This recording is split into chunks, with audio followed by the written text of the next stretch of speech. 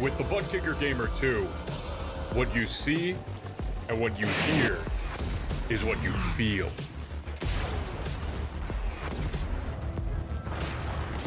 Buttkicker. The future is feeling.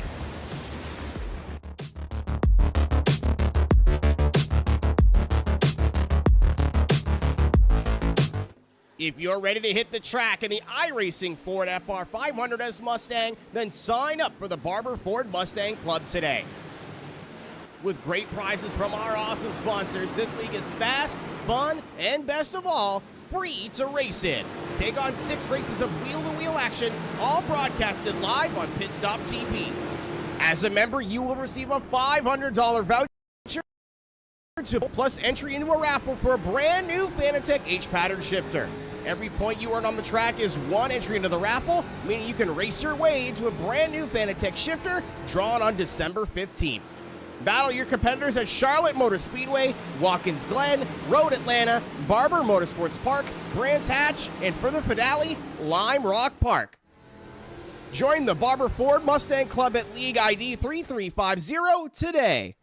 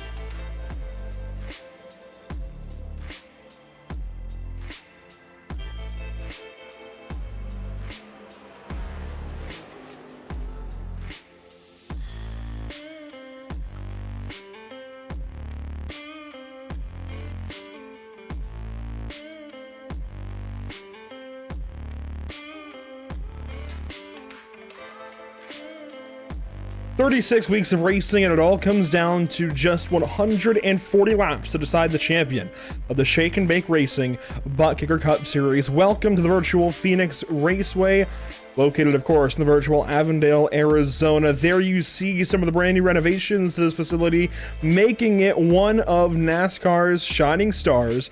And, of course, this weekend, hosting NASCAR's championship events, culminating in Ryan Blaney's first NASCAR championship in 2023. Let's get down to it for the Shake and Bake Racing Buttkicker guys. They're not Ryan Blaney, but they are going to put on one hell of a show this evening at the virtual Phoenix Raceway. And we can take a look briefly at the track map and the point standings coming into this race. There you see the newly reconfigured Phoenix Raceway. It's been this way for a few years now, but it's still pretty new to most of NASCAR community, and certainly to those that have been around the sport for a long time. It still is a little bit awkward to call turn 1 turn 3 and turn 3 turn 1, so on and so forth. But let's take a look at point standings instead. There isn't really much to look at. This is maybe the most useless graphic of the evening. We've got 4 drivers that are in, 12 drivers that are out, and a bunch of drivers that didn't quite qualify as we get ready to go racing for 140 laps in the desert. The first stage will end at lap 70, the completion thereof anyways. 3 change sets in the pit lane. We'll talk more about that along with the 60% fuel load. Qualifying has wrapped up. Cars are on track and ready to go racing. Let's walk down the starting grid. Joshua Watson will start from pole this evening with Chris Wilhite on his outside. Your 2 strongest drivers all season long, ready to go at it from the front row. Starting from second, how about Alan Wilson inside and Luke Doran outside. Luke Doran almost made great headlines last week. Nearly, just about getting into the Final Four. Couldn't quite do it there in the closing moments. And a different paint scheme for Justin Levine makes an appearance on row number 3. We'll refresh Trading Paints and see if maybe that updates for him. But for now, at least, sporting a very different number 1 car there on the outside, but Justin Levine is in this Final Four. There's the Adrian Watts from the inside. He is also racing for a championship this evening. Starting from the 7th spot, Brandon Mashievsky, Jason Jackson there in 8th. Lawrence Shaughnessy also was the center of headlines last week at Martinsville. There you see, well, 10th place actually would be Andrew Griesbaum, a little bit out of order on my end on Discord. Anyways, back in 11th spot, Brian Traeger, Nick Barisi from 12th. 13th, Brian Watson, Derek Whitford from 14th, and your final 2 on the grid, Richard Elliott and Daryl Whitford, completing our field of 16. As I mentioned, 140 laps the distance as the iRacing.com pace car leaves these guys to their own devices, ready to go racing for the final time this season. 36 weeks, it all comes down to this. Green flag is out at Phoenix.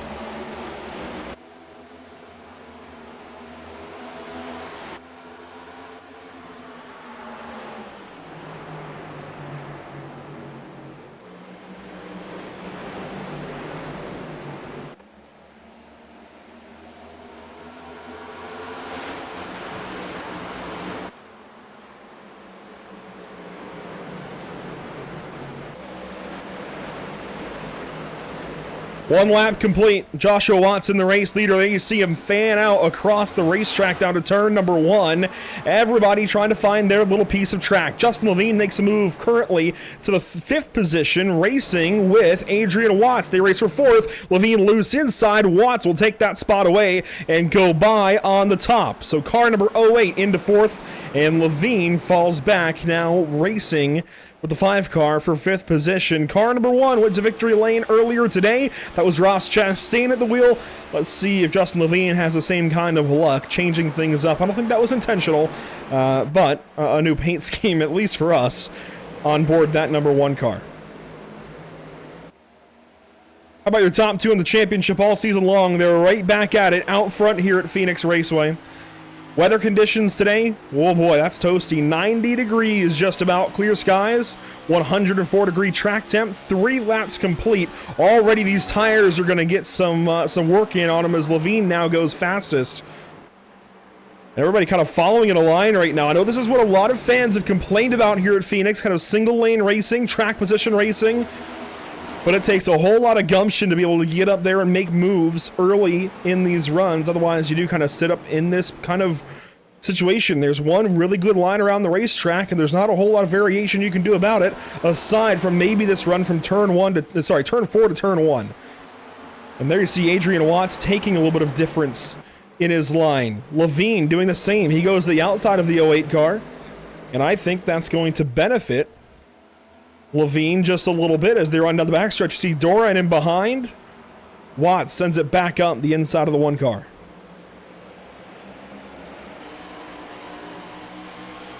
Oh, and Levine got real loose that time out of turn 4.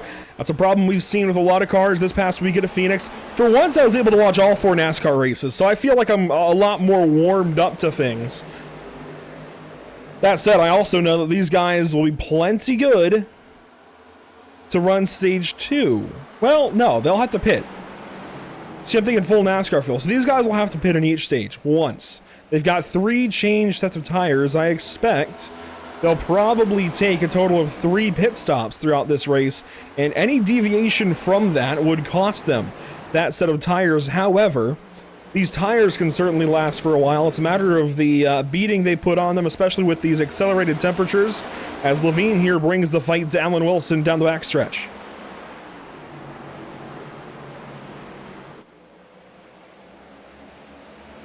Oh, real close there out of turn 4. Wilson catches the fence. And he's going to try and hold off Adrian Watts here to turn number 1. Able to do so for now, but how long will that 79 sit up out there?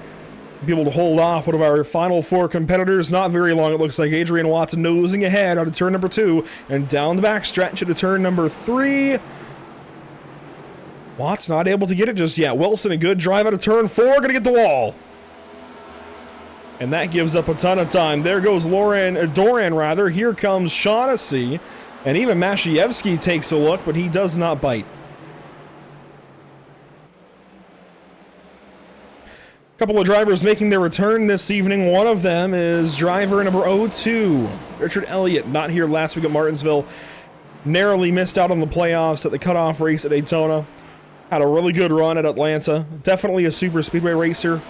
I think just needs to fine-tune that speedway racing. He was starting to get really, really good at it later in the season. And hopefully next time around, he's able to make his way into the playoffs and fight for a championship. Potentially all the way down to the Final 4. I think that could also be said for Derek Whitford. Made it a good way through the playoffs, just not able to end up here for a championship in Phoenix. A little bit of work to do maybe, and that 44 will be right with the best.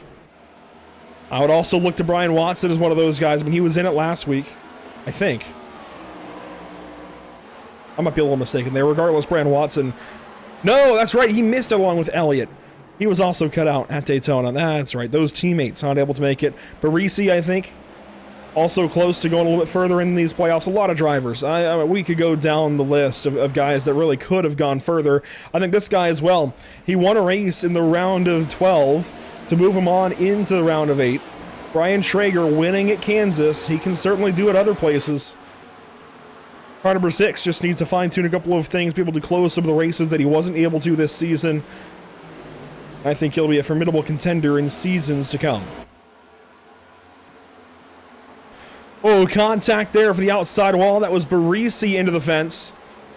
He's able to hang on, though, over Brian Watson for now as they run through turn 3. And I'm taking some laps in some different cars here this week, trying to get a feel for this racetrack, and I never could get a feel for turn number 3. I don't know how these guys will, although clearly somebody's got a feel for this racetrack, and it's Justin Levine. He's gone by Chris Wilhite in recent laps to make up the 2nd spot, and is now working on your race leader, Joshua Watson. Was early off the gas there into 3, early back to it. A little free out of the corner. Hello, Justin Levine, keeping it in 4th gear. Making some horsepower as he brings the fight.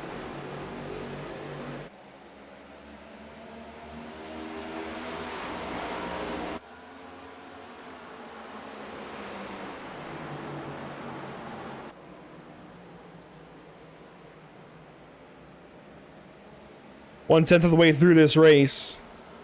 Justin Levine looks to maybe be the best car in the field so far. Making his way from the 6th position on the grid now to 2nd and nearly to 1st. He's going to pull right up to the back end of Watson. And I'm not exactly superstitious. I am a little stitious. But a Ford swept every championship at Phoenix, at least in the top 3 National Touring Series. I don't believe it won the ARCA West Championship. That was Hingorani and a Toyota, I believe. But as far as the trucks, the Xfinity and the Cup Series, it was all Ford all weekend long. Friday, Saturday, Sunday. Is that maybe going to work to Justin Levine's favor? He's the only Ford in the Final Four today, much like the NASCAR Cup Series today, where Ryan Blaney was the only Ford driver up against a Toyota and a couple of Chevrolets. It's the same balance here in this Final Four. I bet you didn't realize that just yet. And Justin Levine has got some serious pace with this 01 car, rather. Easy in, hard out, and it's really working for him. Looks like Watson takes note. He backs up, turn 3, gonna get a good launch here. Bobbles a little bit, so it looks like that's a pattern. If you back out early and try and get back to the power, boy, is it quick, but it gets you free as here's a move. Levine on Watson. Could this be too early, though? This is a lot of fighting for Levine to do in this opening stage, at least this early. A 70-lap stage, and he's really fighting hard early on. Here it goes, though, to the inside in turn number 3. Watson defending. And he defends hard. He will not give up that spot.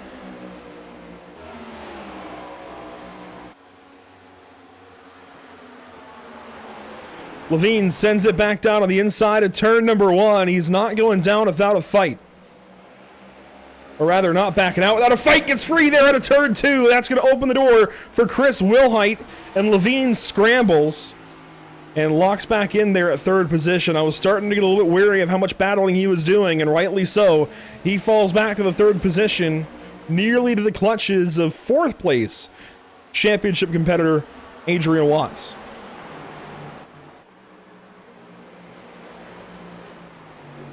And Watts has somewhat been in the shadow of his teammate Joshua Watson all season long. He's been right there, top 5 speed, if not better. Just about everywhere we've went. And the JBR Racing, or JBR E-Racing, number 08, again, looks like he's just a tick behind those guys in the top 3, just not quite with them. That said, it's really early. And if I'm Watts, I certainly wouldn't be showing my whole hand just yet. I'd be waiting. There's a whole lot of racing to do. You've still got Doran and Shaughnessy and Wilson all right behind. They're all hungry. Teammates, of course, to Chris Wilhite. And if you think those guys who missed out on the Final Four don't want to win this race just as much as each of these championship drivers, you'd be sorely mistaken. Doran, Shaughnessy, Wilson all have a chip on their shoulder. They all very, very much want to go out and win this race if they can somehow do so. But these two up front, all season long, I'm going to keep saying it. Watson and Wilhite, the 2 W's.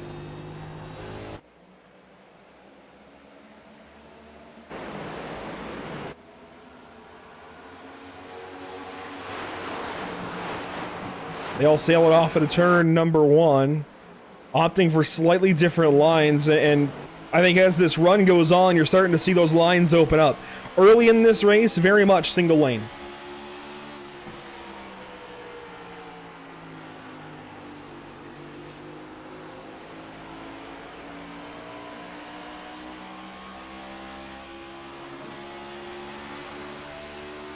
And admittedly, even when it looked like trouble for Levine, he got back up on the bull, if you will, and is bringing the fight right back to Wilhite. He knows he's faster than that 7 car at least, and should go 2nd in this stage at the very least. It should at least be right behind Watson, lined up for that pit cycle, and they will have to pit under green here. So, goes Levine, maybe short pit, take the early end of the window, try and run some time between himself and these 2 leaders, and hang on possibly for a stage win. Of course, that stage win doesn't really mean anything to these guys today. This is the one race all season where they don't give any cares about the stage. They simply need to win will be the top championship competitor, as we saw Ryan Blaney do this afternoon. With Ross Chastain winning, Blaney the top Final Four driver, and he won the championship. First time that's happened in the Cup Series.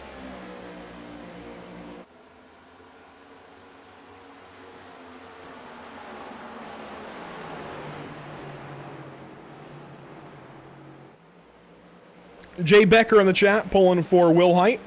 And problem, caution for the first time all night long. I say all night long, it's been 25 laps. Brandon Mashievsky turned around on the front stretch.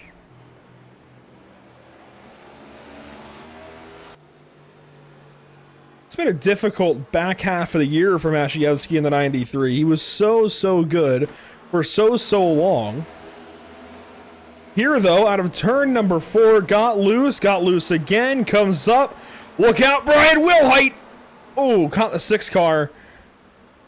Not Brian Wilhite. I mixed a couple of names. Brian Traeger.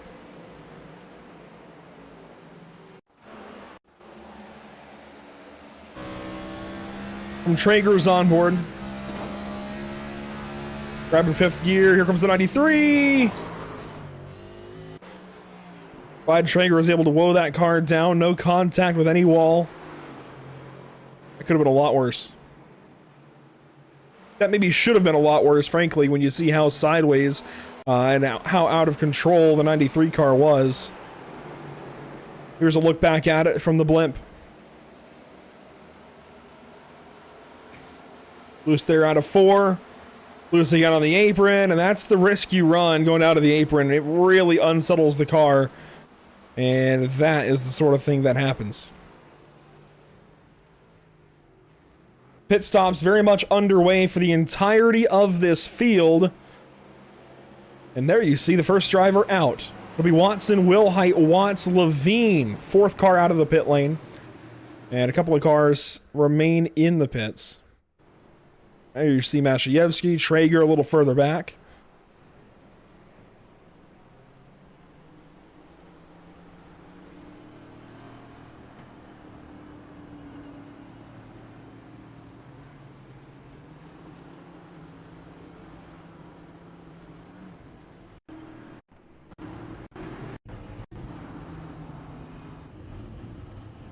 As far as the run through the pit lane for the rest of the field, let's take a look back at it. Let's watch the replay of it. Here's everybody coming on down. And much like we saw in 2021 when Kyle Larson won the NASCAR Cup Series Championship, pit road is going to be important. There are not pit lane rules as far as what lane you have to taxi down through the pit lane. You can go right to the pit stalls. So you see that from these guys. It's going to be important all night long. Levine, what happens to the 1 car here? It actually doesn't show it very well. One more look then. What happens to car number 1? Why does he come out so far further back? And here he goes, slid right through his box, locked up, and that explains it. Taking the Ryko Performance Grid Vision Ford Mustang down to the 4th position and going to make him work on all of those spots one more time. And he did it within 20 laps. I think he can do it again, certainly with 40 to go in the stage. And oh, green flag came early. We're back racing just like that. Big restart there. Here comes Levine up the inside. Watts got by Wilhite. Wilhite moves down in behind Levine. He's going to try and use that bottom lane against the 08 car, but big restart here for Adrian Watts. If he can keep Wilhite behind him, this would be huge. It looks like that won't be so. Wilhite down to the inside of turn 1, and he picks up a bunch of ground. And is going to try and go right back by the 08 car. Not clear that time down the back stretch. About into turn 3. Wilhite gets clear, slides up, but the 08 able to get a run. Now the 7 car is clear. And how about that restart? Actually crash! 44, Derek Whitford, hard on the outside wall. This is still live. Problems. Big problems.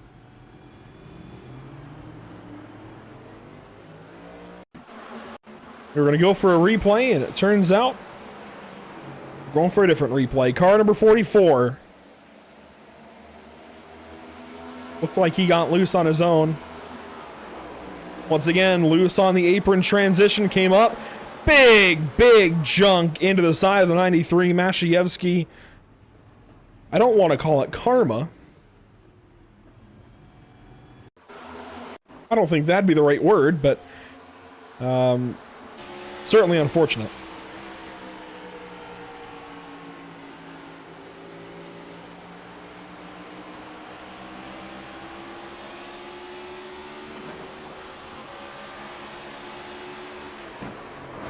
Absolutely nowhere to go.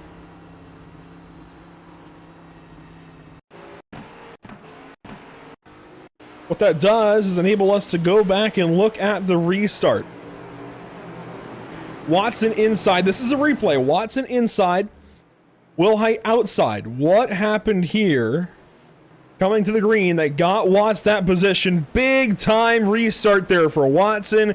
Wilhite just didn't have the same kind of pace getting to the throttle, and Watts used all of that apron to clear the 7 car. Levine then followed suit straight down to the bottom of the 7 into turn 1. Will we see a repeat of that here when we take a look at this upcoming restart for Watson Levine?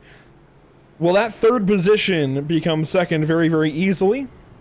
Very possibly. I would say Wilhite very much has a leg up here on Levine. This is not the position you want to be in if you are the driver of the 33/1.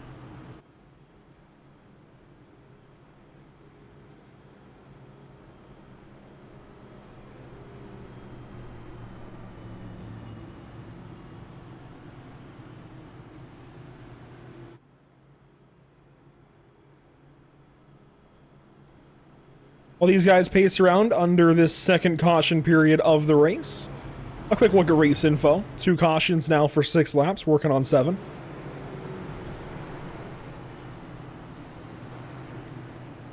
And a look at what's upcoming here at Pit Stop TV. A whole lot is going on, mostly with Mustangs. Tomorrow night, Monday evening, it's out to the Nürburgring. Been working on cameras for the last few days, trying to get that place looking spiffy. And it will be going on at 9:30 Eastern, just like all races prior. There was some questioning around the time change here in the United States, but we will be staying at 9:30 Eastern tomorrow night. Then Tuesday, it's out to Bristol Motor Speedway for the Lucky Motorsport Solutions Street Stocks, brought to you by Elevated Performance. Before Friday evening, another Barber Ford-centric broadcast. We head out to Brands Hatch on the Indy course with those Mustangs. Back around in the restart zone, we will go. Waiting on the green flag is Joshua Watson. Watch the 7 of Wilhite on this restart. He's going to have a big jump on the 1. Watts caught sleeping. It's a run for the top 3.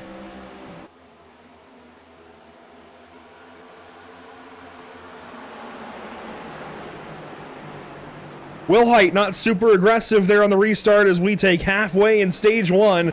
Watts falls back, and look at that.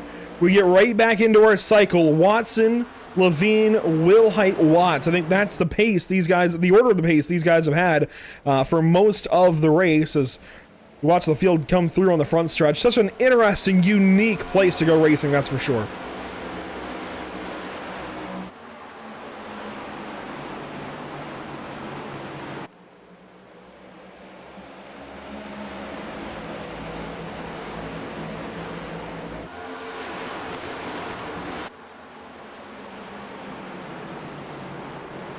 Impressively, the 93 car is still in this race. Brandon Mashayevsky is still putting around. He is 1 lap down, although he is racing with these guys. He is in there with the 66, with the 44 of Whitford even.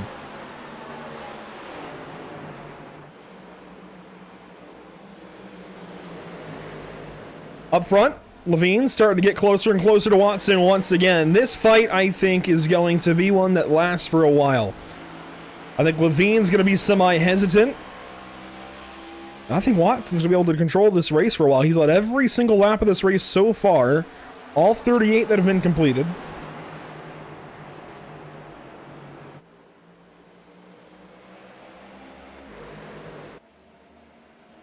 And it just seems like the ball is in his court for the time being.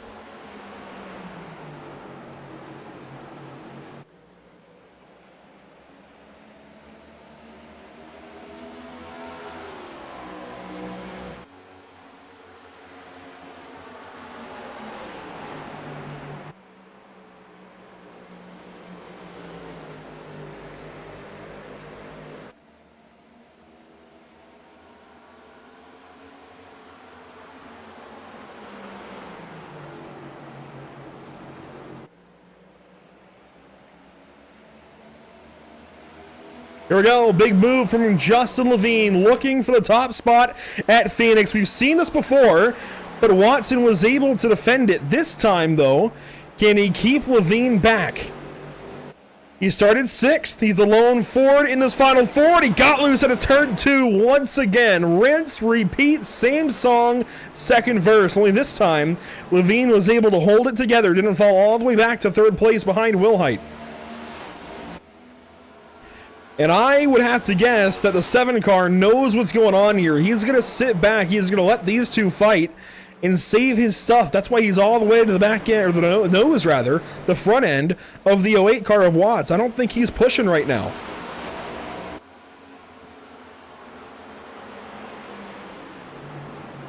Meanwhile, in the car of Adrian Watts, let's see. Let's go to the best perspective in the entire race.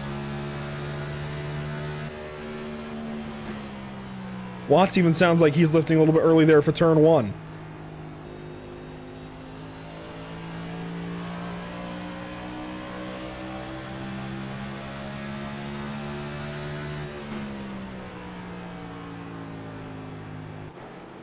So close between our top two. I think otherwise this is kind of a waiting game. These two might get after it here soon. Levine looks hungry. Doesn't want to waste any time getting to the top spot. I wonder why that is. Usually a driver that's this confident in their car is okay waiting. That's not the case here, though, for Levine. You see just how close he gets to the back end of the 01 car. Now back down to the inside. This is in turn 3. Sends it up in there. Not able to clear the 01. Actually got real tight on the inside of turn 3, it looked like, and had to back way out of it. Uses the backstretch to get a big cut. Let's see if he's able to complete the slide job here in 3. The answer is not really. But he might be able to clear Watson, and he does. Lead change number 1 on the night.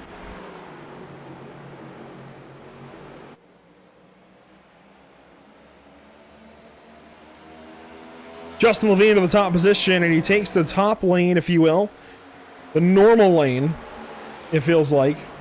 There through the dog leg, and now Watson on his back end. Watson, again, Watson, Wilhite, those have been the top 2 all season long. I don't think he stays second place for long. I don't think he was showing his full hand. I think Levine has certainly been the fastest car in these opening 45 laps, but is that because he's the only one pushing?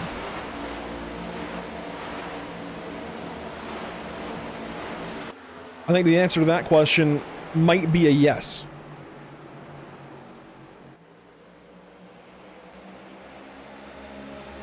Meanwhile, Watts is still pulling up on Wilhite, and even if Wilhite is saving at this point in time, it's worth noting.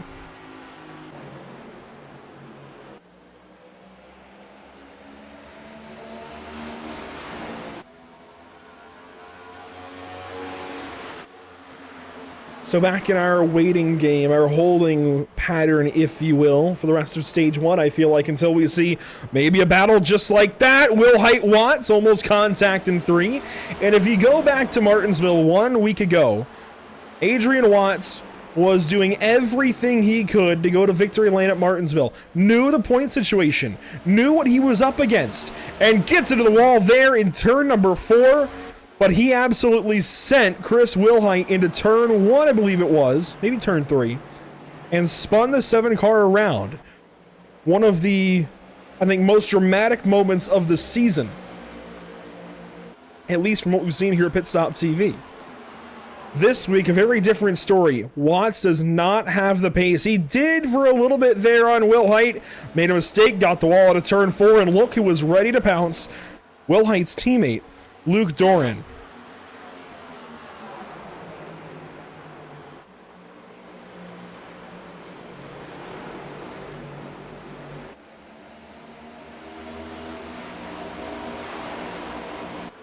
Dorian falls back in behind the number 08 car. And other battles on the racetrack would include that of Andrew Griesbaum and Nick Barisi. These two kind of split apart. Here's the onboard from Barisi, as it looks like he's going to lose some time out of the final corner there to complete lap number 50.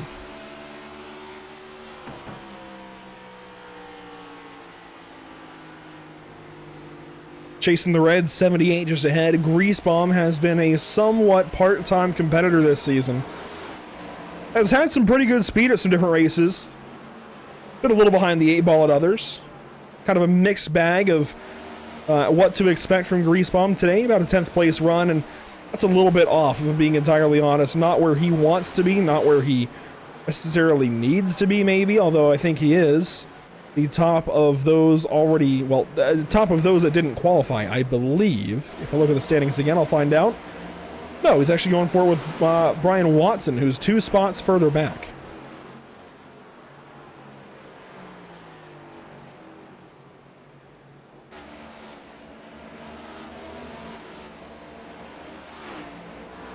Joshua Watson starting to close back in on your race leader, Justin Levine. These guys have pulled well away from position number 4. And while Watts is still in this race, unlike Christopher Bell for much of today, it feels a little bit like the same kind of race. You've got 3 championship competitors and 1 who just isn't quite there. And I don't mean that as any particular slight against Watts, but he's got to find something. I mentioned it earlier. It's like he's been in the shadow of his teammate Watson all season long. And while last week I think had some shining moments for the 08 car at Martinsville, today it's just not the same. He's falling quickly to the clutches of these cars behind him from a rival team, Luke Doran and Lawrence Shaughnessy, and he's going to be swallowed up quick by these two, that's for sure. A lot of really close racing, a lot of drama between these guys last week at the Paperclip.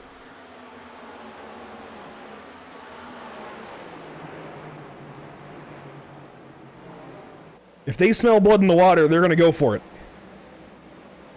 And here goes Doran around the outside of the 08. He's going to try and slide in there for 5th. And how about Shaughnessy's last lap effort at Martinsville, trying to get that race win, trying to lock in here for Phoenix. Couldn't quite do it, but on 100-lap old tires, nearly held off Joshua Watson. Watson went back to victory lane, nullified the run from the 5 and the 9, and kept his teammate in this race. Shaughnessy was oh so close, and look at how well he'd be running here. He's about to pass the driver that he would have been eliminating.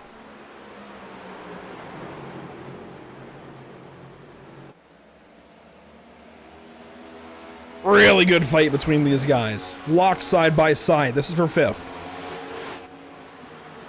And while these two continue to go at it, how about our 2nd and 3rd place cars? Will Height was right up on Watson there for a moment, bringing the fight. But these two stay battling.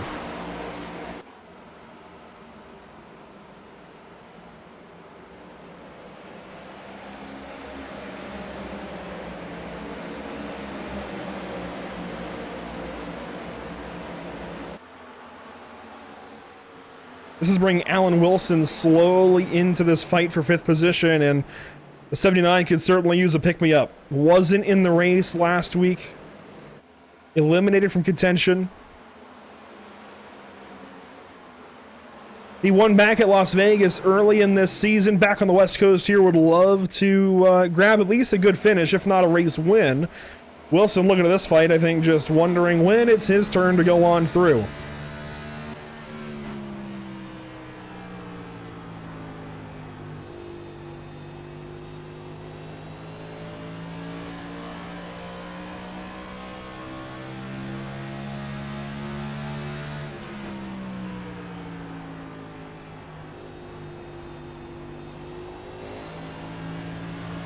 Oh, big run here for Wilson on Shaughnessy. Maybe Shaughnessy's saying, whoa, whoa, big slide for the 9 car up the racetrack here. He just hangs on.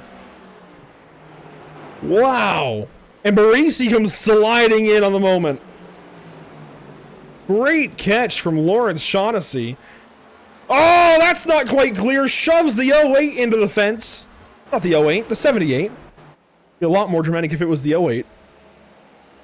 And now Greasebomb tries to scramble and rally behind him. What just occurred on the front stretch? Look for car 9, Lawrence Shaughnessy loose there out of 4. Thought maybe he was pulling over and letting his teammate go by. Au contraire. Got loose out on the apron, trying to gas it up. Came back up the racetrack, nearly in the way of Greasebomb. and Barisi.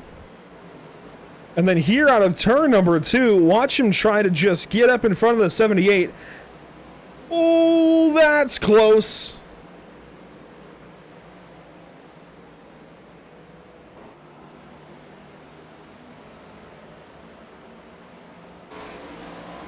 So he hangs on for the 9th position. I'll take back the comment of putting him in the fence. Definitely didn't put Grease Bomb in the wall, but boy, did it look close there for a moment. Meanwhile, how about car number 1? A nearly 1 second lead over Josh Watson. Justin Levine started 6th and only been as low as 6th. He's only been driving forward. His pit crew, virtual pit crew, let him down a little bit. Well, actually, no, it was himself. A small mistake in that pit cycle under the early yellow. Dropped him back 1-2 positions. Able to make that right back up, though, on the racetrack. And that's the kind of day you want to have, especially when you're going for a championship.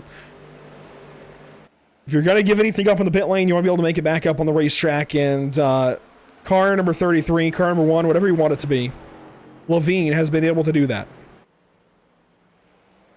Watson, meanwhile, fired off great, was able to defend for a long time. 44 laps, in fact. Until 20 laps ago, his defense ran out and he had to give up that top position to Levine. Then he quickly regathered it, went back at the 33 car, was not able to take that position back away. And since then, it's felt like his run has been a little bit anemic. He's already fallen back to the 7 of Will Height once. And I think Will Height might have burned his stuff up a little bit early in some of those fights. That or he's just not going hard at all. Because he also, again, earlier, I thought maybe Will Height was saving. Maybe now he's still saving. He understands the situation. Don't show his hand. Just sit back. He knows that he's going for lap 140, not lap 70.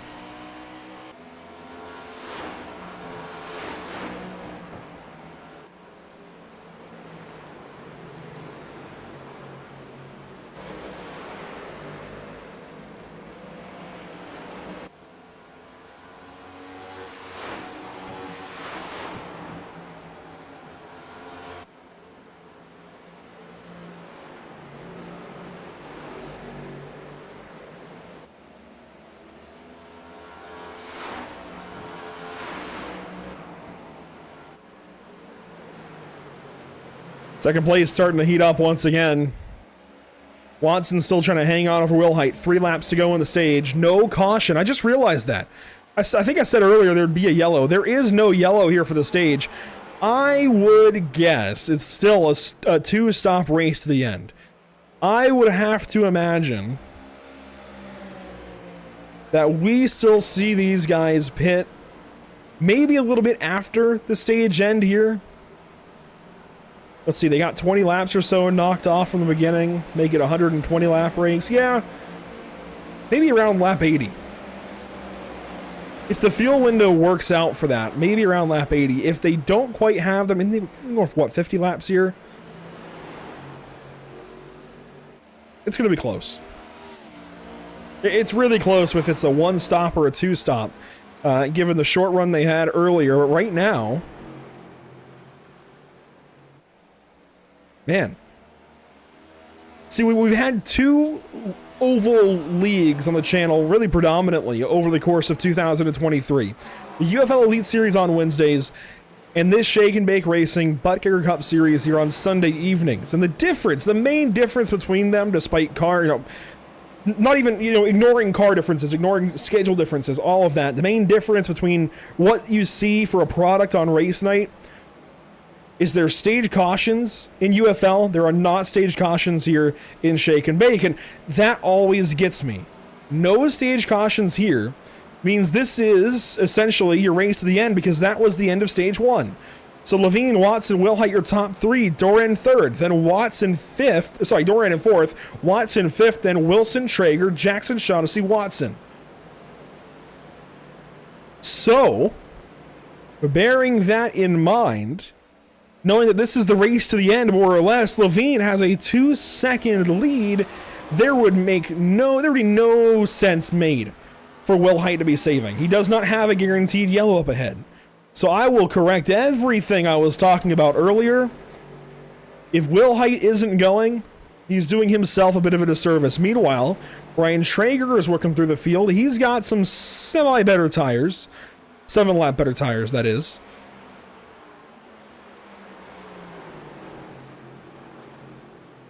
And as we come up on 45 laps completed in this run,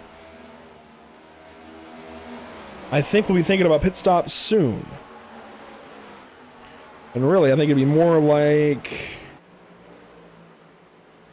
probably 39 laps completed under green. We didn't have a yellow after these guys pitted.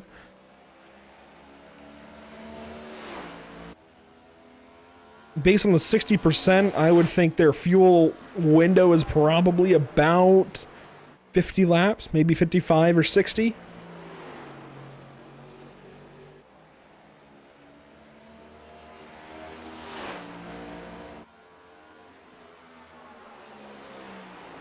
Working the race in reverse, to make it a one-stop, you'd have to get to lap 90. I think that's a tall order. It might just be within reach for some of these guys, but I think that's definitely going to be a struggle for others. And not pitting under that most recent yellow, I think, would be a big, big difference in who can and cannot go the distance. Watson here is still holding on over Chris Wilhite, waiting on the first dominoes to fall in this race as far as pit strategy goes. It'll be 65 laps to go this time by, and Watson and Wilhite both just don't look like they have it right now compared to the race winner. And you know, maybe on Sundays in the NASCAR Cup Series, you can hope maybe something illegal is on that car that's gapping us. That's not the case here, right? There's no tech inspection after. There's no way anything is different. We have a couple of cars in the pit lane, and you see one of them, Richard Elliott, actually working out of the pits. He has made his stop, taken his service, is heading back out. So could that be one of our dominoes falling as he works back onto the racetrack? Meanwhile, Mashayevsky has been in for a long time. Somewhere to the tune of 6.5 minutes now.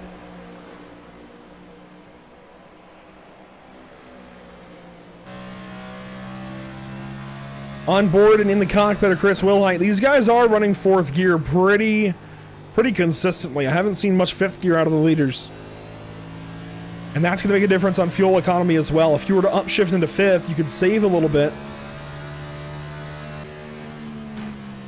So I'm not seeing much panic as far as fuel strategy goes. I think they're trying to get to lap 90 or so and make this an official one stop, maybe even 85.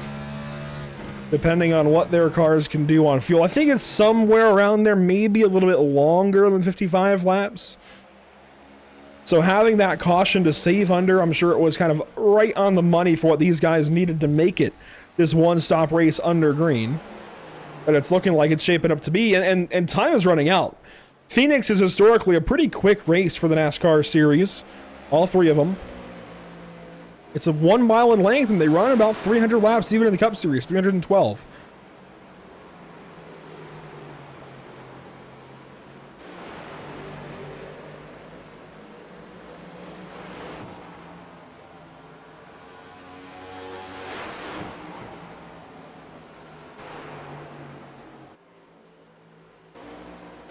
Alan Wilson, Jason Jackson, best battle on the racetrack. These are cars 79 and 86.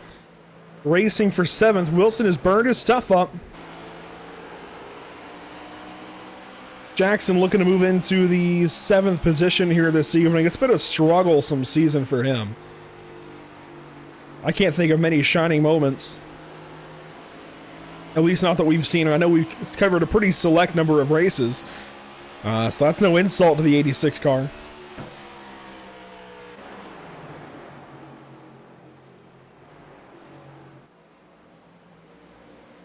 Pit lane here for Barisi. He comes in for service on lap number 81.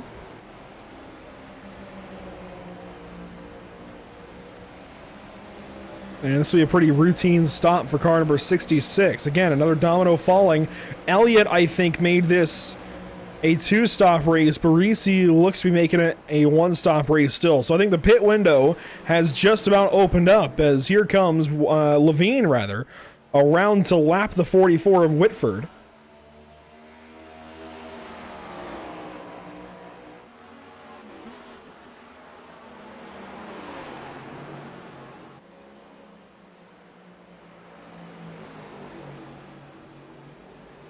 No other leaders have headed to the pit lane just yet. Barisi and Elliott, the only two under this run. Mashievsky has been in the pit lane for such a long time.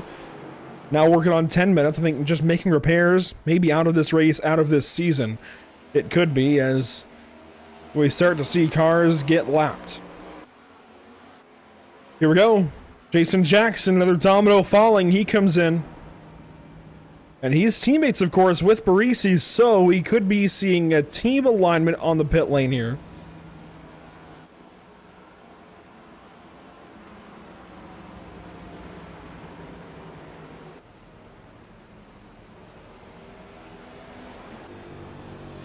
Back on board, Chris Wilhite. Lap 84 complete. Quickly coming up on 50 to go, and these two are still fighting for second and third. I've said it so many times already this evening. I said it so many times back at Martinsville. These are the top two in the season, and here they come to the pit lane. Levine stays out this lap. These two are going to undercut.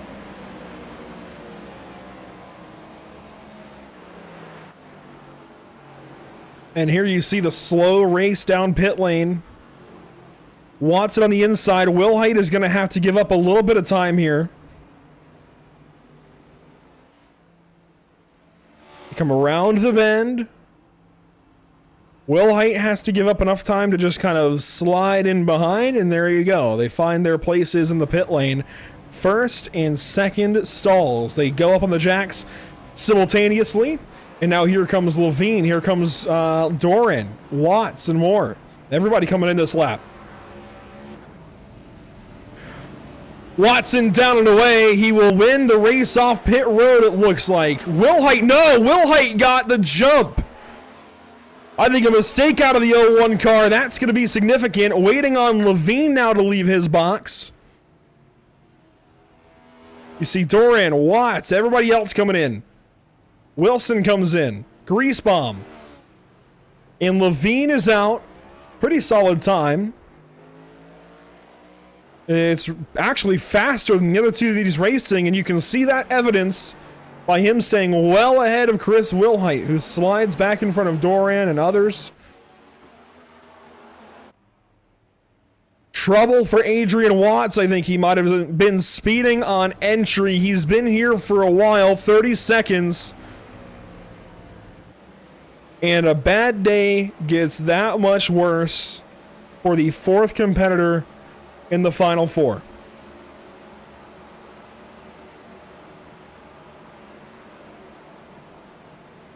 He just got into this Final Four by the skin of his teammates' teeth. And that's, again, no slight. Other guys were just a little bit better, and yeah, that's a 40-second penalty. That's exactly what that was. Speeding on entry, maybe even unsafe entry if he missed the pit commitment line. Regardless, that is a penalty for the 08 car. And a big, big deal in this championship. He's not Christopher Bell levels out of this race, but he is, for now, out of this championship fight, and that is oh so unfortunate. He's been, again, right in the shadow, not far out of the shadow, right in the shadow of the 01 car. There's a few steps behind him all season long. That, of course, has been his teammate. Shaughnessy comes in. That'll give the lead back. Actually, that gives second place back over to Justin Levine. And of course, Traeger has a little bit of extra fuel, but he comes down the pit lane this lap regardless, so we get a little bit of errant cloud cover.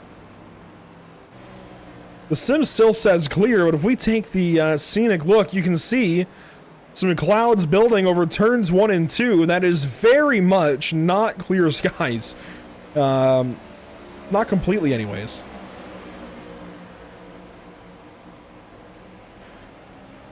They'll take the cloud cover if they can, though. Traeger works back out. He'll have 50 laps to go to try and make some spots up. He drops to 6th. I'm sure he'll drop to 7th, maybe 8th.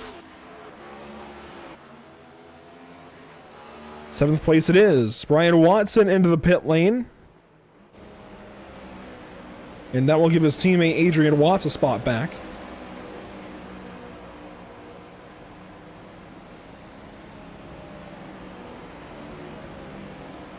So Justin Levine takes the race lead back over here at Phoenix, and he has got 3.5 seconds back to Chris Wilhite. Plenty of time for your race and championship leader as they run.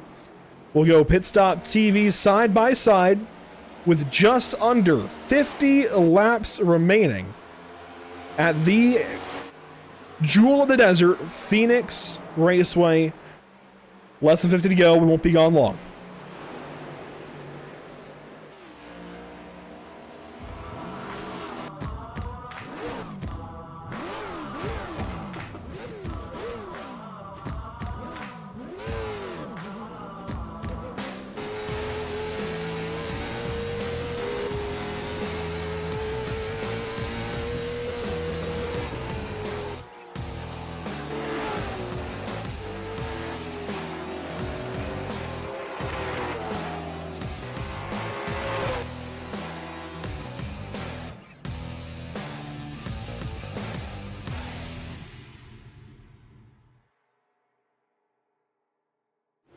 If you're ready to hit the track in the iRacing Ford FR500S Mustang, then sign up for the Barber Ford Mustang Club today. With great prizes from our awesome sponsors, this league is fast, fun, and best of all, free to race in. Take on 6 races of wheel-to-wheel action, all broadcasted live on Pit Stop TV. As a member, you will receive a $500 voucher to Barber Ford, plus entry into a raffle for a brand new Fanatec H-Pattern shifter. Every point you earn on the track is 1 entry into the raffle, meaning you can race your way into a brand new Fanatec shifter drawn on December 15th. Battle your competitors at Charlotte Motor Speedway, Watkins Glen, Road Atlanta, Barber Motorsports Park, Brands Hatch, and for the finale, Lime Rock Park. Join the Barber Ford Mustang Club at League ID 3350 today.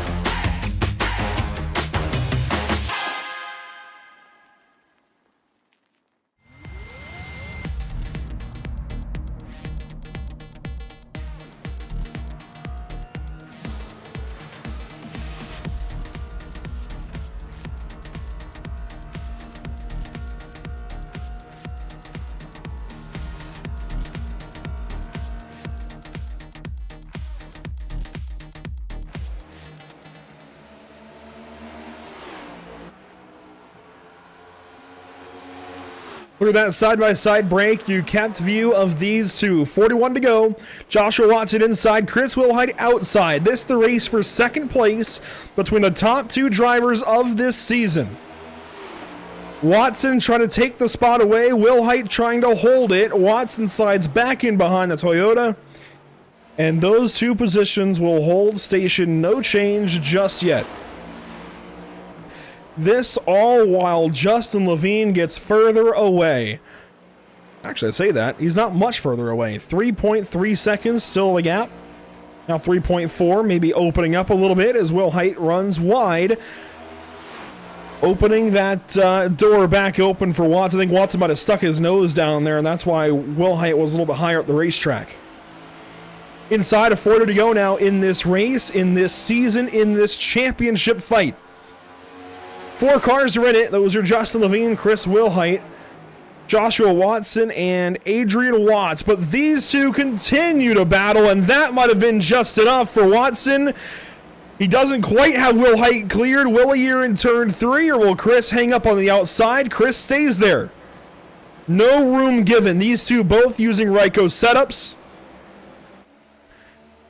And they've run together so much this season. Not only are they used to each other, they've had a couple of run-ins, a couple of smaller ones. Their teammates certainly have had some run-ins.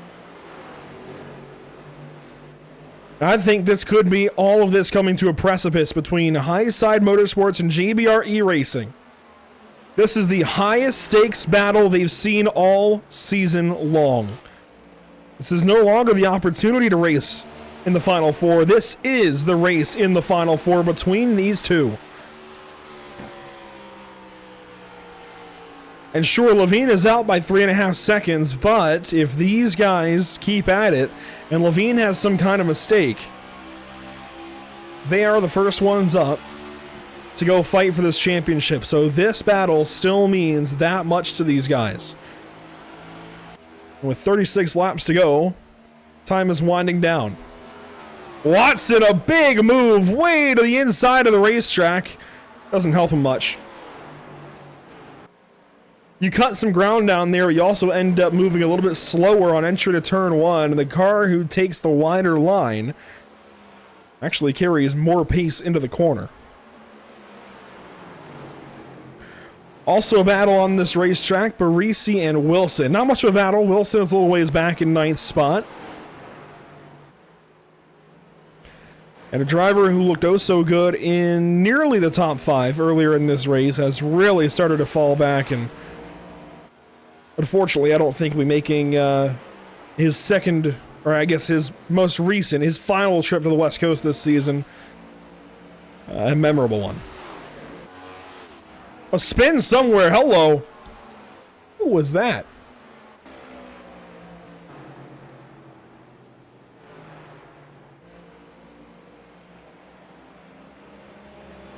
I'm not sure who that was. Barisi gets the fence there. Wilson goes by. And really no change out of these two. Let's go hunt for that replay.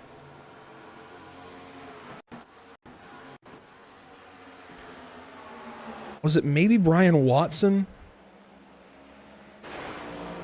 This would be a decent view of who it was. Oh, I heard some skidding. Oh, Richard Elliott. Wow. I am shocked that was no caution.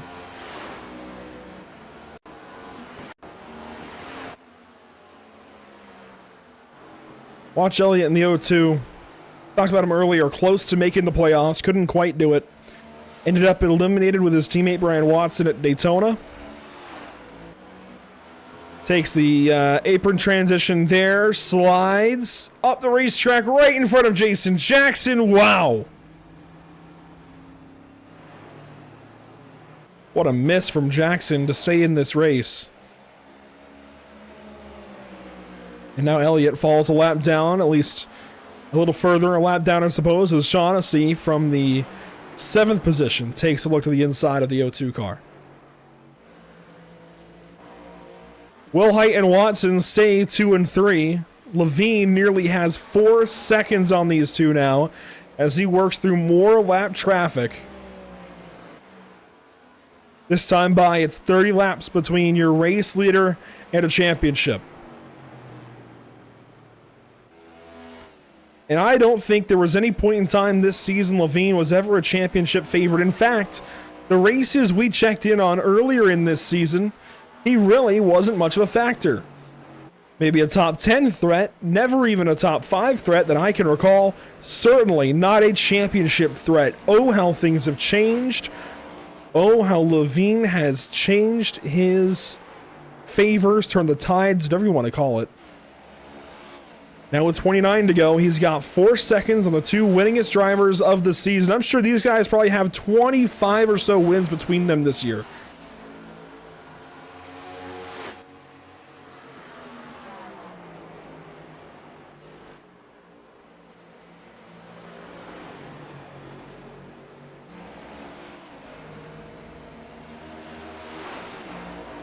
I think you've seen just how hard it is to pass here at Phoenix Raceway. Watson, I think, had the pace early in this run. Not able to get by the 7 car, though.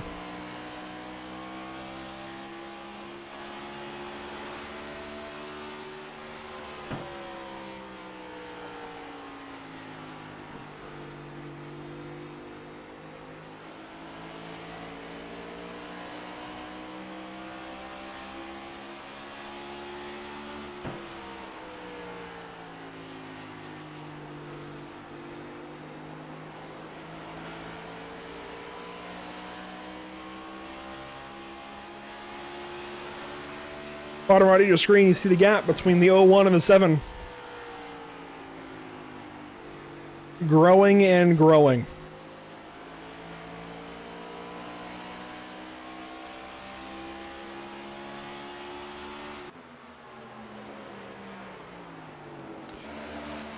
My takeaway from this is big time props to Jocelyn Levine. He brought his A game this weekend, that's for sure. I'm sure there was a lot of prep. Of course, it looks like he might be on a Ryko setup as well. Who knows? A whole lot of prep going into this weekend, I would imagine. A whole lot of practice laps, a lot of official racing. Some NIS maybe with full-length races. That's a lot of good practice time. 25 laps to go. Track temp holding steady at 102. It's a hot fall day, and those words don't usually go together.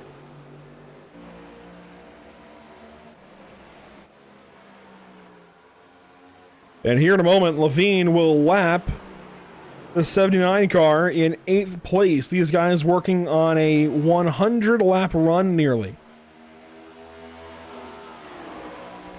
By the end of this race, it'll be over 100 laps. Only a couple of cautions in this race. I don't want to jinx anything. But only 2 cautions for 6 laps. This is one of the best races I think you'll see at Phoenix all week long. Richard Elliott back in the pit lane. He comes in early. And as I thought earlier, he made it a 2-stop race. Didn't give that fuel run enough time to kind of come to a good turning point for him. So he has to come in early here.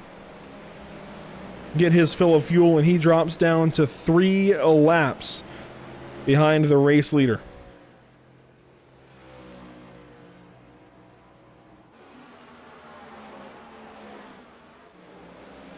Will Height has put nearly a second now on Josh Watson, driving further and further away from that baby blue Chevrolet.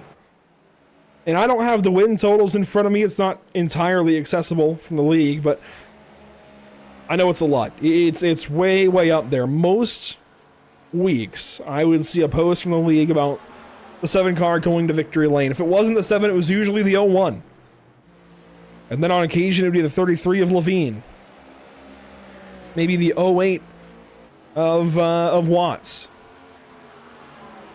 This Final Four, I think, was the most deserving set of drivers you could find in this series. Even if it came down to that late race scenario at Martinsville a week ago. And as the top 4 spread out, how about the fight for 10th? Griesbaum and Whitford. Some valuable points at this point in time for Griesbaum on the racetrack right here. He wants to be the best of the drivers that did not make the playoffs. And Whitford, kind of a similar story, wants to be one of the best drivers that did not make the Final Four. As he lines up in 10th place in the point standings coming into this evening. Whitford loose out of 4. Hangs on to it. Great catch. And Luke Doran comes up. And how about Luke? Again, kind of an overshadowed driver. Really, really good speed. This 4th place, I think, matches what you could expect from the 5 car this season. Not exactly outright race-winning pace, but you don't necessarily need it.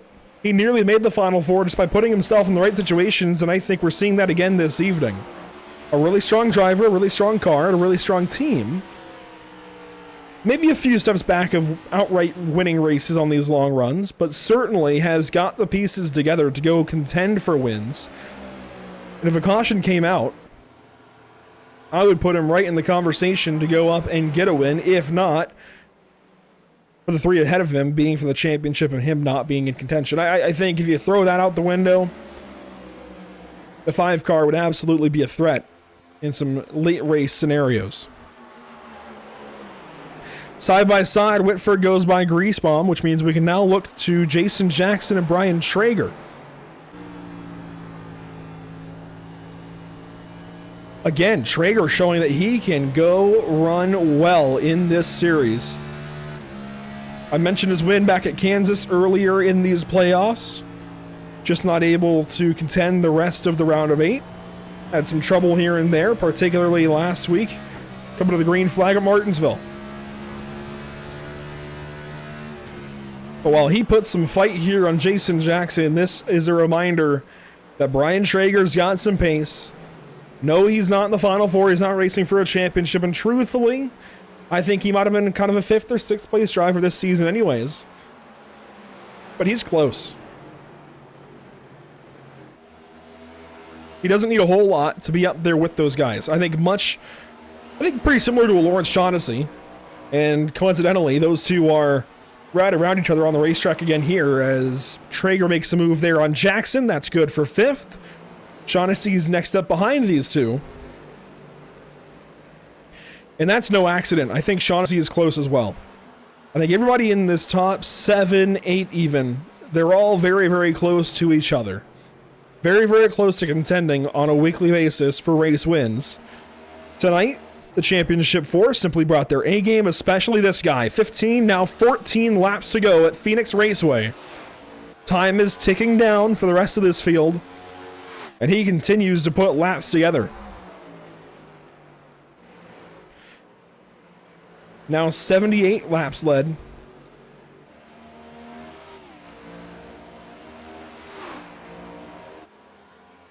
And the gap back to second place, nearly 6.5 seconds for Justin Levine.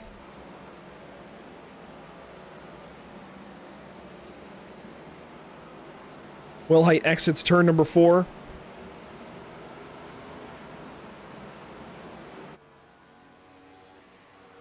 Just not the day he's needed, that's for sure.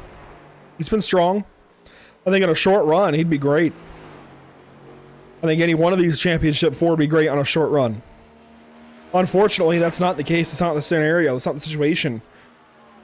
And with the easy going, I think early in this run, Will Height simply is not there right now. And for whatever reason, doesn't have the pace of the 1 car.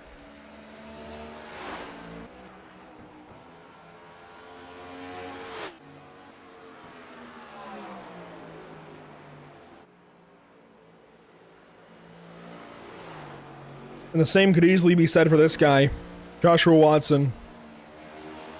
Seemingly randomly just off of his game today. Just doesn't have it.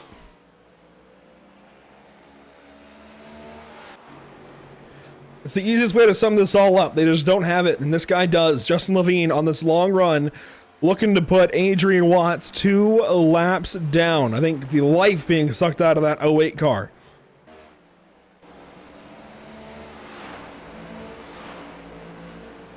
Ten laps to go. He just needs smooth sailing. Clean racetrack. No incidents. That's all he needs to wrap up this long, long season. Again, 36 weeks. That is a haul. You look back at the schedule. It's the same as the NASCAR Cup Series schedule with one difference. These guys went to Chicagoland Speedway as opposed to the streets of Chicago for race 18. Otherwise, they made the same year-long commitment as the NASCAR Cup Series guys, of course with some asterisks in there. But as far as Daytona to Phoenix, it's been the same.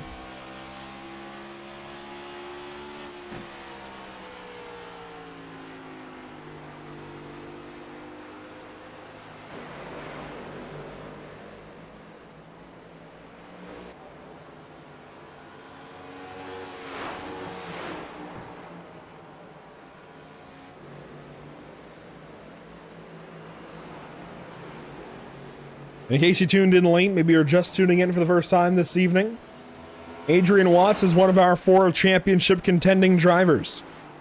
Made a mistake on the pit lane, too fast entering. Had a 40-second penalty. Got held up. Put 1, now nearly 2 laps down as race leader Justin Levine bears down on the 08 car. And an already bad day for Watts quickly soured. Running third currently, Josh Watson trying to find something way up high the racetrack that time in 1 and 2. Let's see what he does down here in 3 and 4 as he searches for some kind of pace. At this point in time, he needs a caution. 6 laps to go. No amount of pace is going to keep him, I guess, allow him to get first, but it might keep him from losing third. Luke Doran quickly approaching, and if a caution were to come out and Doran were to pass him before it, that would be a big-time hindrance. Then, of course, you have Chris Wilhite. We'll take 5 laps to go there. And he is nearly 9 seconds behind Levine. These two, I'd say, had the X factor, again, all season long. 35 weeks out of 36. It was Wilhite and Watson. We knew they'd be in the Final Four. We knew they'd be going for a championship. I don't think anybody could have predicted the kind of run that this guy has had. I mean, this has been sheer domination. Didn't qualify so well, 6th place out of 16. But after the initial short run, and even on the initial short run, when it came to race trim, when it came to race speed, there's been nobody better.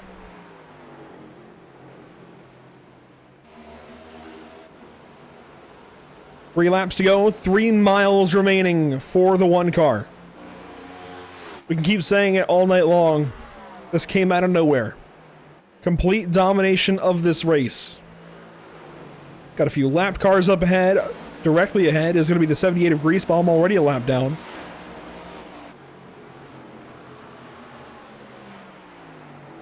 Two miles to go. And if we can complete this next lap, this next mile of racing, it'll be home free for the 33. Just looking for that white flag now.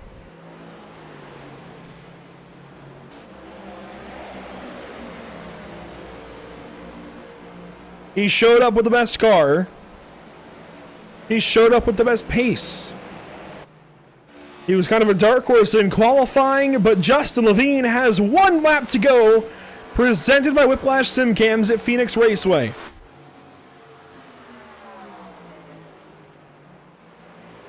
I know not where this speed came from.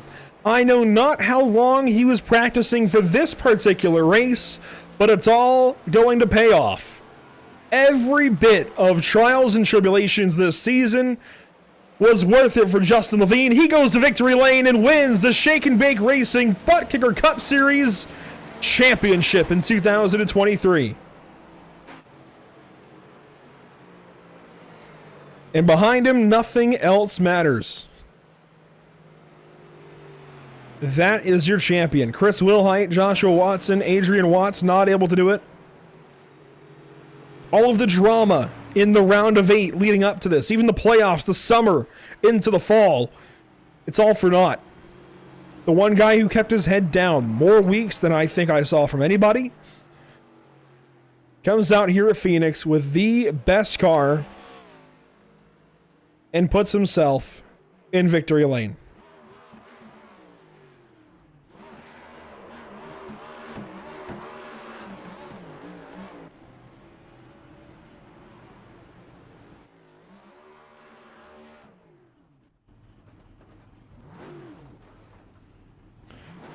Now, the only thing I hope is that he goes around and parks it in the victory lane, which you can't access here on iRacing.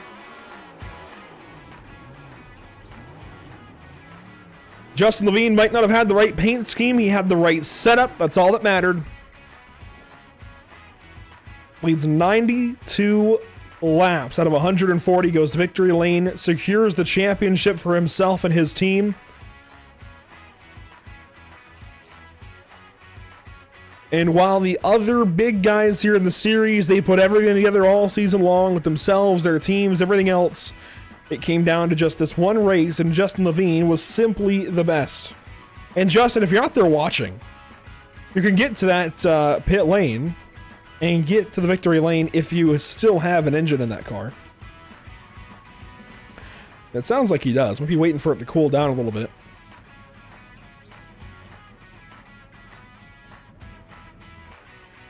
While we wait on that, let's take a look through our unofficial race results. Justin Levine, of course, to victory lane. Chris Wilhite, 11 seconds back. Josh Watson just hangs on over Luke Doran. He stays third. Doran fourth. Traeger fifth. Jason Jackson there in the sixth spot. Shaughnessy, Wilson, Marisi, Whitford, the rest of your top 10.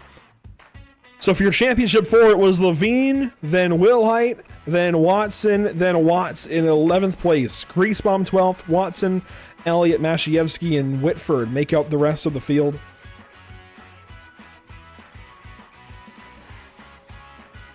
And let's see if Levine brings that car around to not only the pit lane, but more importantly, the victory lane. It looks like he's going to go for it. We've never been able to show this off on Pit Stop TV. Come on, Justin, I know you want to do it.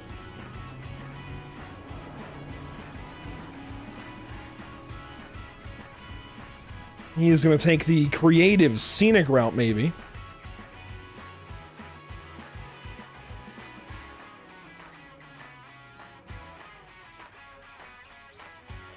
Trying to sneak his way around everything in the infield. And this kind of moment, it happens in broadcast. Oh, no! The perfect car. Unbelievable.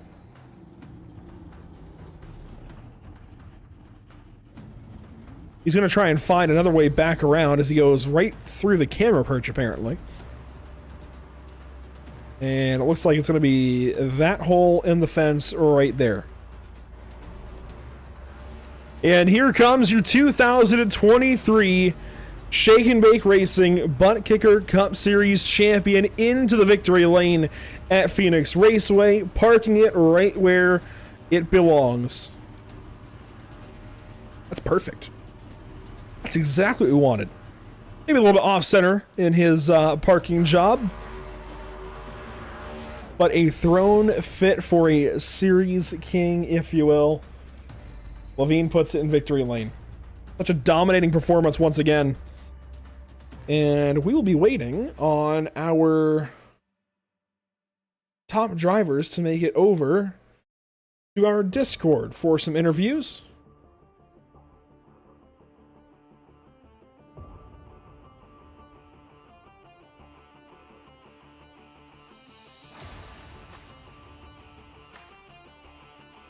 There we go. Chris Wilhite finally makes his way over. We'll grab the second place driver this evening.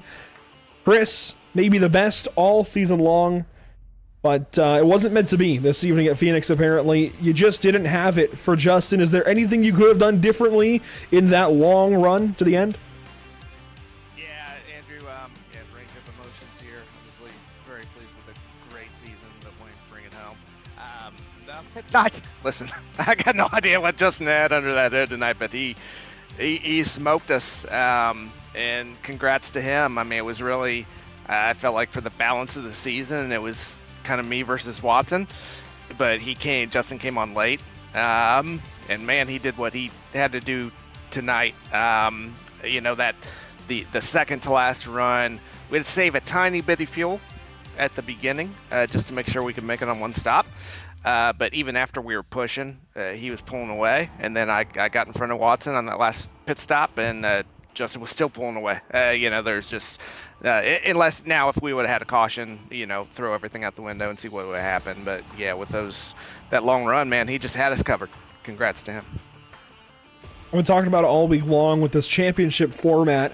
With groups of friends, talking about the NASCAR races, for example. You only have to win 5 races to win the championship. You can finish dead last in every single other race. If you show up and win for 5 of them, you get the championship. And that's not at all what Justin did this evening, but I think it shows that you can have 2 guys go and dominate the season and one kind of lurk.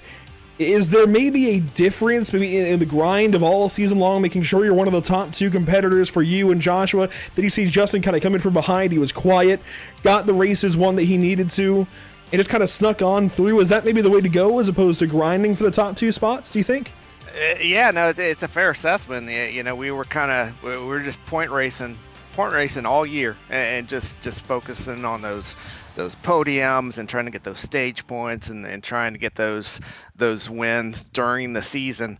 And yeah, that was just a huge focus, and we got to the playoffs. And yeah, you know, listen, coming in tonight, I knew Justin would be in the mix. I really thought, you know, we had to beat Josh and Justin, was kind of the way I was looking at it. Not taking anything away from Adrian, he's run a great season. But yeah, once I got out there, I really felt like I was going to be racing Watson, and that's who I had my eye on. And Justin took the lead and just ran away. Blindsided maybe here in the championship finale. Chris, still 35 and even 36 weeks of really solid racing from you. Congratulations, a season well done, even if it isn't in the top spot for the championship. Yeah, thanks, Andrew, and quick shout out mainly to my team, Highside Motorsports, you know, Lawrence and Luke and Alan, and then you know, special shout out to Brandon and Alex Van de Sant. They filled in for us a couple times, brought home the team title in dominating fashion. You know, nobody can take that away from us. Shout out to Ryko Motorsports. We would not be here without them under the hood, and Bumper Thumper Traction Compound and RTD Race Tools. And thanks to you, Andrew, and Pit Stop TV for doing the broadcast this season. We appreciate you. Glad to be here. Congratulations, Chris Wilhite, second place in the championship, second place at Phoenix. I'm sure we'll be talking to you down the road. Yep, thank you. We'll now bring in third place finishing driver and championship competitor Joshua Watson. A job well done this evening at Phoenix, Joshua, but not quite what you needed. Do you have any idea of what you might have needed, what you could have done differently to try and go win that championship? No caution. We had clean air. We were actually starting to pull away, and then caution came out and kind of got Justin and them to us, and didn't really want to let them go, but I figured I'd just try to save tires. But dirty air here is just, it really kills you. And once he got the clean air, same as me, you were able to pull away. I just was getting too tight back behind people in traffic. So just wish it would have went green. We were able to start pulling away there, but it is what it is. Overall, it was a good season by us, good season by our team. Nice to have two of us in there in the championship tour. So for our first season in this league, it was pretty good, and you know, proud of the team as a whole. Talked with Chris briefly about maybe the difference in focus between you guys, who I think I've said it a million times in this broadcast and last week alone. You and Chris were the top two all season long, but Justin Levine kind of comes in. He was always kind of lurking around that top 5 range, getting some wins when he needed to. Got the win in the round of 8 to lock himself in here. Do you think there's some credibility to that kind of shift in a focus for the season, as opposed to grinding to be one of the top 2, just kind of sitting back, lurking, and making sure you're primed for those last few races that you need to get to lock into this race and win here at Phoenix? Do you think there's credibility to that?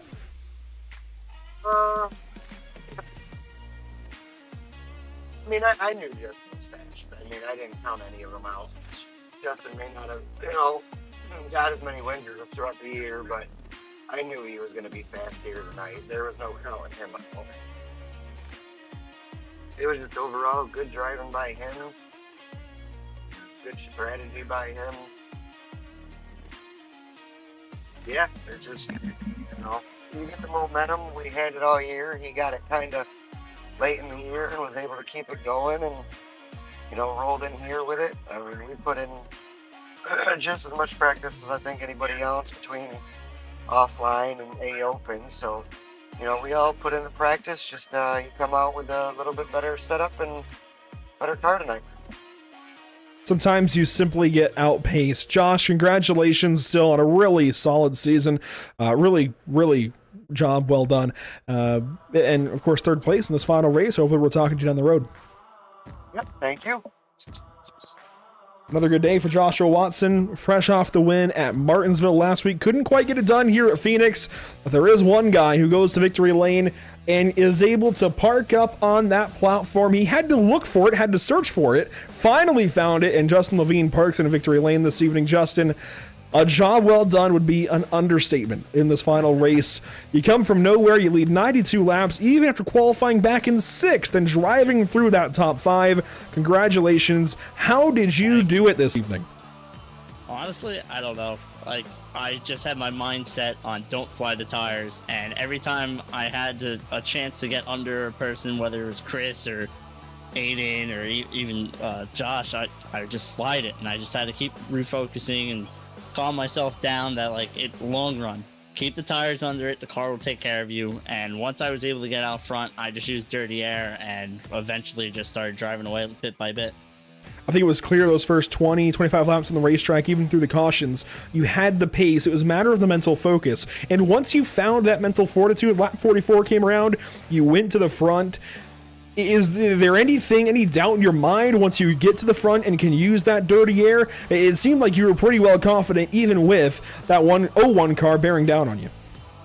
As long as I was able to stay out front, I had all the confidence in myself, my own skill. The only thing that I was more worried about was the caution. I was streaming on my own platform, and every time, like, a few laps come by, I was like, please, no caution. Please, nobody wreck this.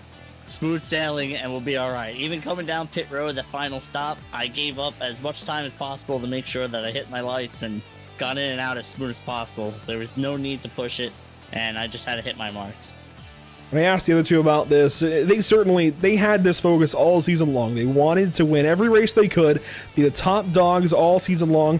It seemed like maybe there was a different focus for you. Of course, I know you race in several leagues across the sim. I'm sure they do too. But it seemed like you had kind of a more measured focus, kind of just do what you needed to do, run through the races, the motions, if you will, and get to this kind of position. You won at Homestead, put yourself in this Final Four, maybe ran, I don't know, a couple thousand, 100 laps or something to get practice for this race, I'm sure. But it just seemed like more of kind of a stepped back focus for much of the season until you needed to get to that level and peak here late in the season. Would that be true at all? 100%. You got to be nice and calm. Well, even if your back's against the wall, you have to trust yourself and trust in the car. And I was able to do exactly that towards the end of the season. Well, Justin, congratulations. Good finally talking to you. I don't think you've been in the top 3 in a race that we've broadcast yet this season, but it is good to finally talk to you. Our champion, seemingly fittingly, driving the number 1 car to victory, much like Ross Chastain today. The paint scheme might be a little bit different, but the driver behind the wheel certainly is the same. They came up and performed today. Justin, congratulations. Go celebrate. Go have a couple of cold ones. Definitely will. That's Justin Levine, your 2023 Shake and Bake Racing Buttkicker Cup Series champion. That's a mouthful, but I think it goes with his 92 lap sled pretty nicely. Congrats to Justin once more. That'll do it for us this season. It all just kind of comes down to that. No more points conversations, no more scenarios to go over, no more races to talk about on the schedule. It all came down to tonight, and simply put, Justin Levine was the best out there. One more look at your top 10 in the results. Levine, Wilhite, Watson. Watts was back there in 11th after his mistake. And that is all it boiled down to. So, with that all said and done, everything in mind, one more look at what we have upcoming at Pit Stop TV. That's really all we have left to do this evening. Next up, we head out to the Nürburgring on the industry layout. November 6th, we go racing in, well, about 23 hours. We go racing for the 3rd time slot, the 9:30 Eastern time slot, top split of SimLab Production Car Challenge, brought to you by Barber Ford. Excuse me. Then Tuesday evening, it's out to Bristol Motor Speedway for the Lucky Motorsport Solutions Street Stocks on the high banks of Bristol, brought to you by Elevated Performance. And finally, Friday evening, we head out to Brands Hatch, race number 5 of 6 for the Barber Ford Mustang Club. Championship certainly coming into focus for those guys. No more races left to go for this series in 2023. Thank you so much to the Shake and Bake Racing Cup Series and the Buttkicker for having us along for this ride. It has been a pleasure. Hopefully you guys have enjoyed it as well. And of course, we invite you to stick around to everything Pit Stop TV has to offer. Maybe you drivers can even get in on some of the other leagues we cover. That would be appreciated for sure. But that will do it for us this season, this evening. Thank you so much for tuning in. My name is Andrew Cardinale IV. A big shout out to our partners here, Whiplash Simcams, ATVL, CC's Business, and of course those who make it happen for us behind the scenes. In audio, ATVL, Whiplash Simcams, OBS, and iRacing.com. For everybody who puts their hard work into these broadcasts, week in, week out, thank you so much for watching. We'll see you next time here at Pit Stop TV, hopefully tomorrow night, as we head out to the Nürburgring with production cars on track, Mustangs, Toyotas, Mazdas, and Renaults. We're going to have a lot of fun. 4 classes on track. We'll see you at 9:30.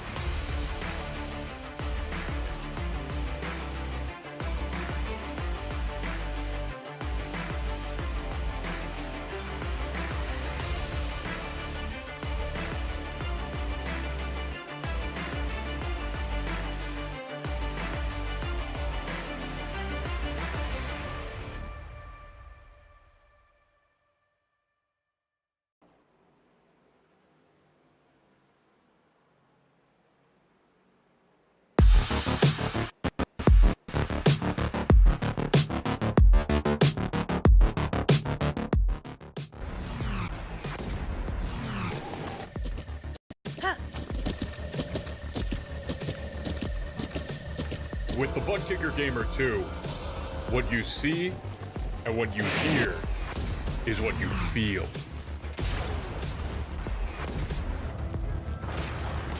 Buttkicker, the future is feeling.